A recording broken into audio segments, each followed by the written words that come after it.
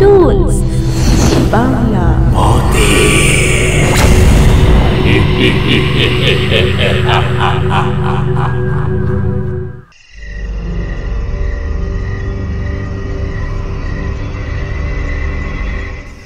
গ্রাম বাংলার আনাচে কানাচে কান পাতলে শোনা যায় নানা রকম ভৌতিক কাহিনী। বিভিন্ন জায়গায় বিভিন্ন ভূতের উপদ্রব, কখনো কোনো গাছে, কখনো বাড়িতে, কোথাও আবার মাঠঘাট বা রাস্তায়। ঠিক এমনই একটি ভৌতিক কাহিনী নিয়ে আমাদের আজকের গল্প গলাইধরি বটতলা।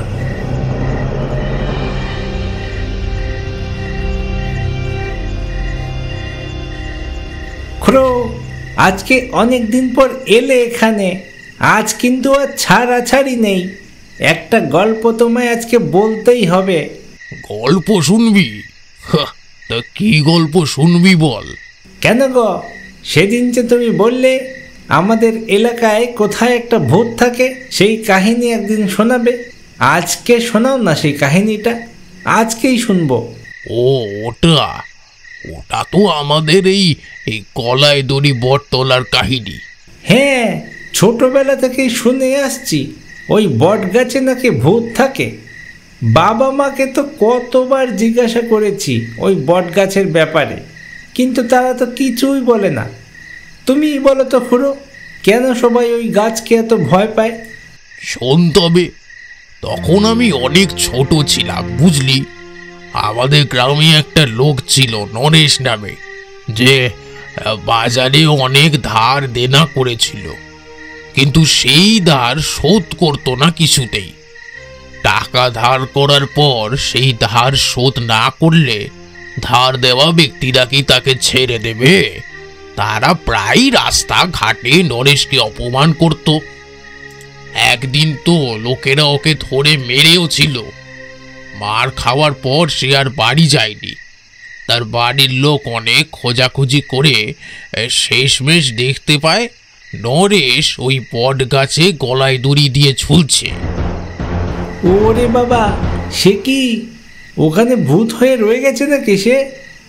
হ্যাঁ রে, তার মৃত্যুর কিছুদিন পর থেকেই শুরু হয় মানুষের ভয়। এমনিতে তো ওই এলাকায় কেউ যায় না, ওইদিকে কোনো ঘর বাড়িও নেই। দিনের বেলা লোকেরা গরু ছাগল চড়াতে যায়, সন্ধ্যের আগেই তারা ফিরে আসে। তবে যেসব ছেলে পিলেরা নেশা ভান করে তারা ওইদিকে যায় মাঝে মাঝে। তবে কিছুদিন পর থেকে তারা ওইদিকে যাওয়াটা বন্ধ করে দিল। ওরা দেখেছে ওই বট গাছের আশেপাশে রাত্রিবেলা নরেশের আত্মা নাকি ঘুরে বেড়ায়। তাদের মধ্যেই একটা ছেলেকে একবার খুঁজে পাওয়া যাচ্ছিল না। পরদিন সকালে ওই বট গাছেই সেই ছেলেটাকে গলায় দড়ি দিয়ে ঝুলতে দেখা যায়। সেই থেকে ওই জায়গাটার নাম হয় গলাইধরি বটতলা। ও বাবা, শুনেই তো ভয় লাগছে গো। এখনো ভূত আছে ওখানে? হ্যাঁ আছে বই কি, অবশ্যই আছে। আমি মানি না। হ্যাঁ, পুরোনো দিনে ওইসব ভূত প্রেত থাকলেও এখন আর ভূত বলে কিছু নেই। এগুলো গল্প কথা ছাড়া আর কিছুই না। মুখে বড় বড় কথা সবাই বলতে পারে, ওইখানে গিয়ে একটা রাত কাটালেই বুঝতে পারবি ভূত আছে কি না।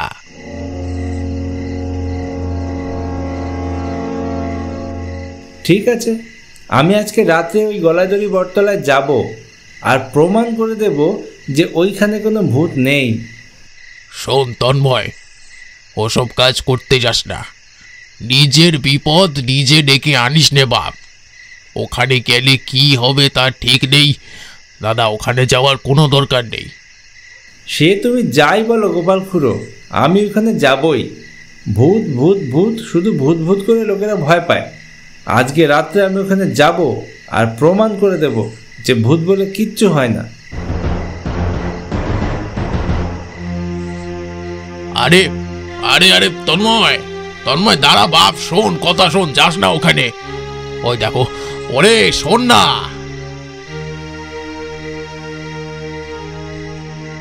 তন্ময় এই কথা বলেই সঙ্গে সঙ্গে সেখান থেকে উঠে গেল। সে একটু সাহসী ছেলে, গ্রামে সবাই সে কথা জানে, কিন্তু এতটা সাহস মোটেও ভালো না।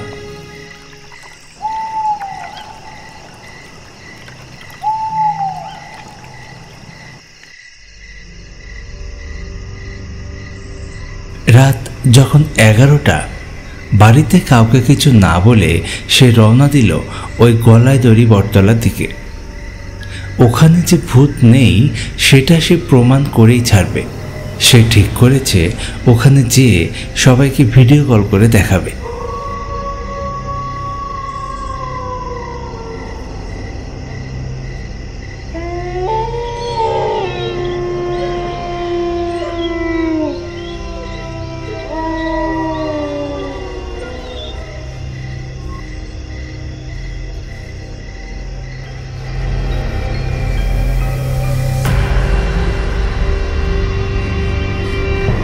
সে সেই জায়গায় পৌঁছে দেখতে পায় সেখানে 3টে বট গাছ রয়েছে, কিন্তু কোন গাছটাকে সবাই গলা দড়ি বটতলা বলে সেটা সে বুঝতে পারছে না।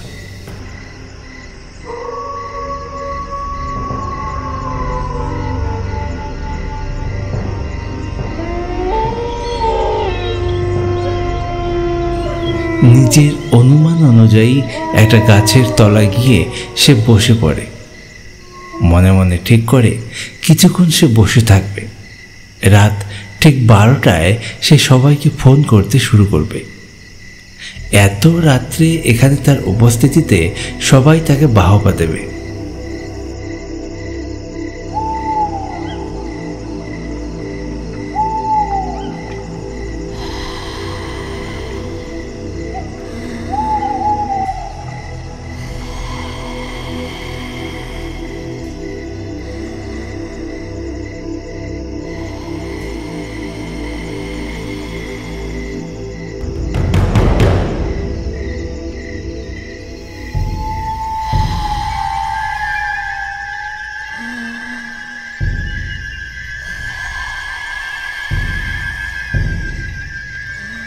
হঠাৎ তার ঘুম ভেঙে যায়। একটা বাজে গন্ধ সে কোনোভাবেই সহ্য করতে পারছে না। তার সাথে তার শরীর ভারী হয়ে এসছে। চোখ খোলে, দেখতে পায় সামনে দাঁড়িয়ে আছে একটা লোক। অন্ধকারে তার মুখটা ভালো করে দেখতে পাচ্ছে না সে।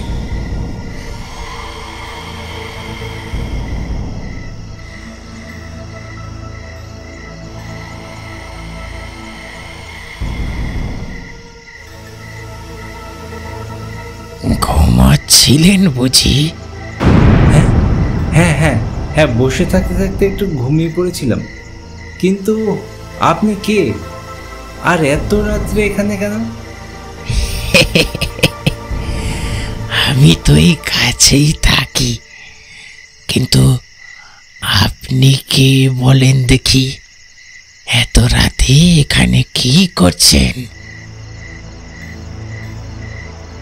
তন্ময় ভাবতে লাগলো লোকটা বোধহয় নেশা করার জন্য এখানে এসছে। সন্ধেবেলা খুড়ো বলেছিল নেশা করার জন্য লোকজন রাত্রে এদিকে আসে। কি ব্যাপার, এত কি ভাবছেন? উত্তর দিচ্ছেন না তো। এত রাত্রে এখানে কি মনে করে? হ্যাঁ হ্যাঁ, না না না না, তেমন কিছু না, এমনি আমি এখানে এসেছিলাম। আচ্ছা, সবাই যে বলে গলায় দড়ি বটতলা, এখানে সেই বটগাছ কোনটা আপনি জানেন? জানি বই কি, কেন গলায় দড়ি দেবেন নাকি? আরে না না, কি বলছেন এসব? আমি দেখতে এসেছি ওখানে সত্যি সত্যি ভূত থাকে কিনা। ও এই ব্যাপার, চলুন বট গাছটা দেখিয়ে দিচ্ছি।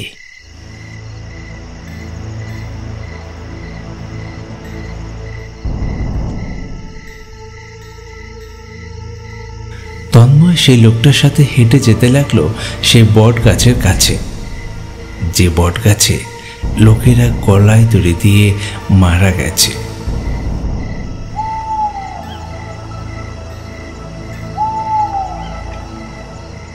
এই যে, এই সেই বট গাছ।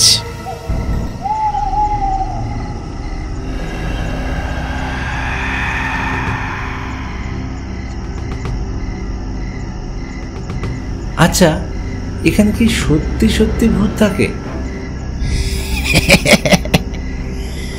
থাকে থাকে, ভূত থাকে। কিন্তু কোথায়? কোনো ভূত তো এখানে দেখা যাচ্ছে না। আপনি ভূত দেখবেন? হ্যাঁ, অবশ্যই দেখব।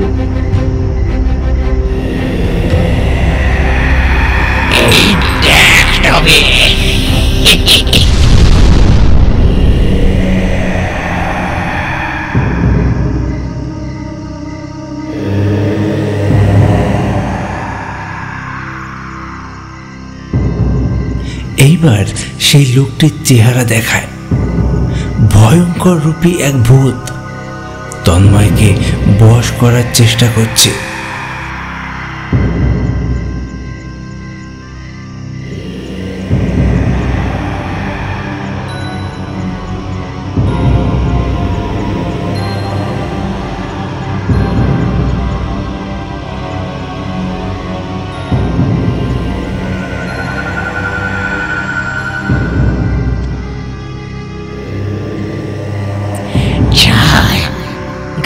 দড়ি দিবি, চল, আমার সঙ্গে।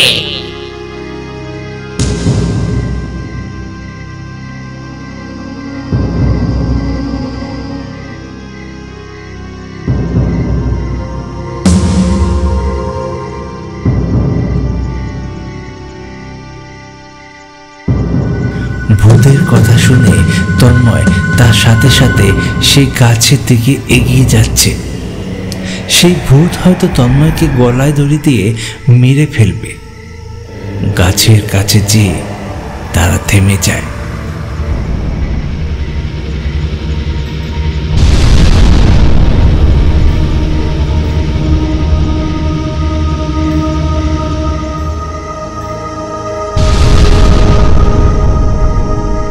একটা দড়ি গাছ থেকে ঝুলে পড়ে।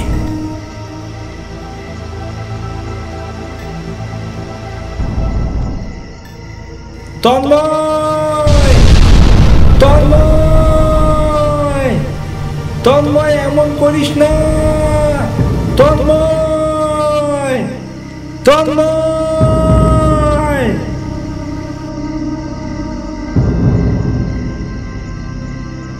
ঠিক এমন সময় মন্টুর ডাক শুনতে পায় তন্ময়। মন্টুর ডাক শুনতে পেয়ে তন্ময়ের সম্বিত ফেরে, দেখতে পায় সামনে ভূত দাঁড়িয়ে আছে।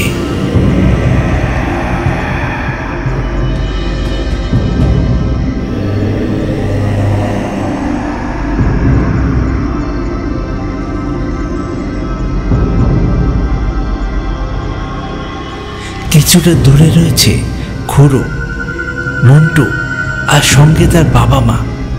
হাতে মশাল নিয়ে এসছে তারা তাকে উদ্ধার করবার জন্য।